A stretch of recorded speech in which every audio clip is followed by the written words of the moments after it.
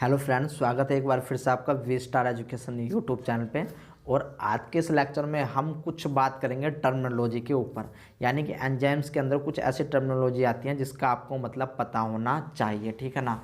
तो बेसिकली कुछ नहीं है टर्मिनोलॉजी, वैसे देख लेते हैं क्या टर्मिनोलॉजी है।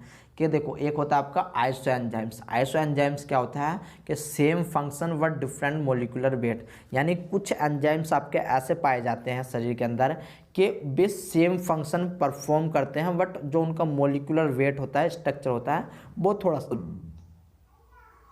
सॉरी वो थोड़ा सा डिफरेंट होता है, ठीक है ना। Like lactic dehydrogenase. Lactic dehydrogenase के आपके ऑलमोस्ट 5 फॉर्म पाई जाती हैं, ठीक है ना। 5 फॉर्म पाई जाती हैं, LDH1, LDH2, LDH3, LDH4, ठीक है ना। और डिफरेंट जगह जा करके ये काम करती है। RBC के अंदर काम करेंगी, किडनी के अंदर, मसल्स के अंदर, इतनी जगह जा करके ये काम करेंगी, बट इनका जो फंक्शन रहेगा वो सेम रहेगा। फंक्शन क्या है? फंक्शन सेम रहेगा, बट डिफरेंट जगह जा करके मिल रही हैं, डिफरेंट कंपोजिशन में मिल रही हैं, ठीक है ना। बट फंक्शन सेम है, ठीक है। इसके बाद अल्फा माइलेज। अल्फा माइलेज आपको कहाँ पर मिलेगा? एंडोस्पोर के अंदर अल्फा माइलेज मिलता है, ठीक है ना। इसकी ऑलमोस्ट 16 फॉर्म पाई जाती है, ठीक है ना। इसकी 16 फॉर्म पाई जाती है।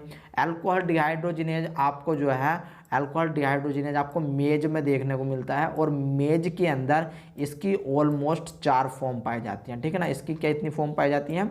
4 फॉर्म पाई जाती हैं, बाकी लिखा हुआ है, आप देख सकते हो। इसके बाद इंड्यूसिबल एंजाइम्स। इंड्यूसिबल एंजाइम्स क्या होते हैं कि अन enzymes which is synthesize only in the presence of its substrate induce is called inducible enzymes. यानी कि क्या होने वाला है यहाँ पर कि इंड्यूसिबल एंजाइम्स क्या होगा कि वे एंजाइम्स जो केवल सबस्ट्रेट की प्रेजेंस में ही बने, जब मान लो आपका सबस्ट्रेट है तभी वे बने, तो उनको बोलते हैं inducible enzymes. Like beta galactosidase, जो कि हम लैक ऑपरेन में पढ़ने वाले हैं कि किस प्रकार से बीटा गैलेक्टोसाइडेज हमारा बनता है, ठीक है ना। तो इंड्यूसिबल यानी कि इंड्यूस हो रहे हैं enzymes by the help of substrate, यानी कि सबस्ट्रेट होगा तभी हमारे जो एंजाइम्स वे इंड्यूस होंगे, यानी कि तभी वे एंजाइम्स बन पाएंगे। उसका एग्जाम्पल है lack operon.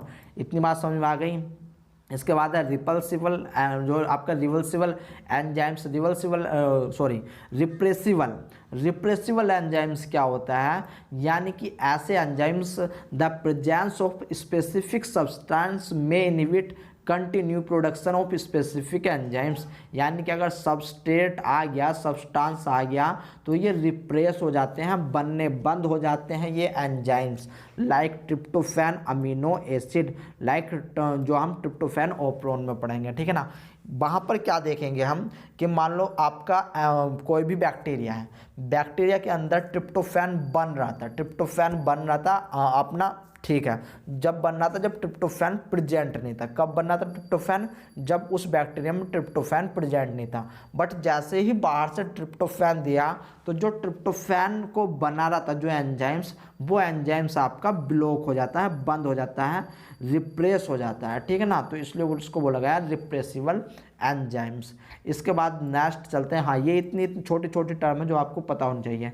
Constitute enzymes. Constitute enzymes का मतलब होता है कि चाहे देखो या आपका सबस्ट्रेट हो या ना हो, आपका एंजाइम्स हो या ना हो, बॉडी में कंटिन्यू बनते रहना है इनको, ठीक है ना। इनको क्या होना है कि कंटिन्यू बनते रहना है, चाहे कोई फंक्शन में काम आ रहा हो या फिर ना आ रहा हो, ठीक है ना। The enzyme which are found in constant amount under different growth condition regardless of its metabolic state. चाहे तो मेटाबॉलिक हो या फिर ना हो, ये कॉन्स्टेंट अमाउंट में बनते रहते हैं, ठीक है ना। हमारे सेल के अंदर कांस्टेंट अमाउंट में बनते रहते हैं, तो इनको बोलते हैं कॉन्स्टिट्यूटिव एंजाइम्स। लाइक जब हम ग्लाइकोलाइसिस साइकिल देखेंगे तो काफ़ी सारे एंजाइम्स ऐसे होते हैं जो आपके बनते रहते हैं, ठीक है ना, शुगर ब्रेक डाउन में। तो इतनी बात आपको याद रखनी है। कॉन्स्टिट्यूशन एंजाइम आपको आ गया। अब एक फॉर्म आती है आपकी एंजाइम्स इमोबिलाइजेशन, ठीक है ना। क्या, कौन सी फॉर्म आती है? एंजाइम्स इमोबिलाइजेशन, ठीक है। तो मैं यहाँ पर इसको लिख देता हूँ, मैं इमोबिलाइजेशन,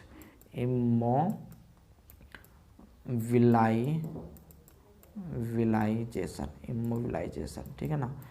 तो जैसे कि देखो इसका नाम बता रहा है इमोबिलाइजेशन, मतलब कि मोबिलाइजेशन का मतलब होता है गति। मोबिलाइजेशन को बोलते हैं हिंदी में गति।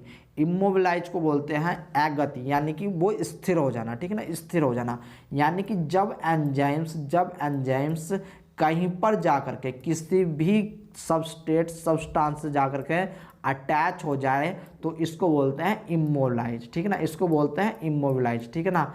यानी कि देखो ये पहाड़ था, पहाड़ पे जा करके आपका कोई चीज़ अटैच हो गई तो उसको बोला इमोबिलाइज करना है। तो ये अगर एंजाइम्स आपका इमोबिलाइज हो रहा है तो इसको बोलेंगे इमोबिलाइज। अब ये आपका काफ़ी डिफरेंट टेक्निक से हो सकता है। या तो आपका एब्जॉर्प्शन से हो, यानी कि कोई सा भी सबस्टेट हो, सबस्टेट इस एंजाइम्स का एब्जॉर्प्शन कर ले, ठीक है ना, सबस्टेट इस एंजाइम्स का एब्जॉर्प्शन कर ले।